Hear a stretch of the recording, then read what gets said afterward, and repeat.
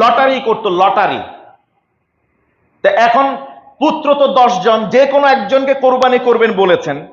মনে মনে চান যে আব্দুল্লাহ টানটা যেন না আসে, কারণ আব্দুল্লাহকে সবাই ভালোবাসেন। আল্লাহর কি হুকুম, সেখানে লটারি করতে গিয়ে লটারি করলেন, নাম উঠল আব্দুল্লাহ। এখন আব্দুল মুত্তালিব কি বাধা দিবেন?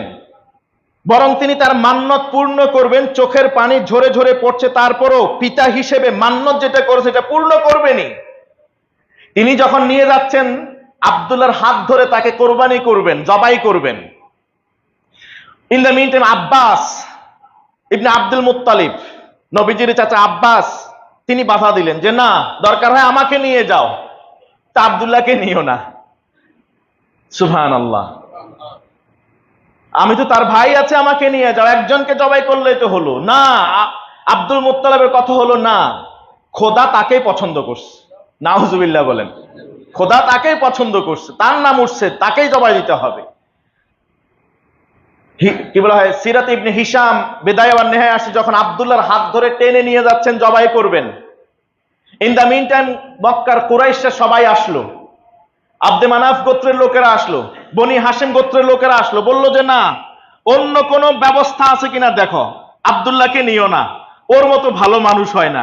সুবহানাল্লাহ, তাকে কুরবান করো না, আবার চেষ্টা করো, বা বিকল্প কিছু চিন্তা করো, অন্য কোন কৌশল অবলম্বন করো, কোনোভাবে আব্দুল্লাহকে বাঁচিয়ে দেওয়া যায় কিনা। এবার একজন গণকের কাছে গেলেন, তিনি পরামর্শ দিলেন, ঠিক আছে তোমরা যাও,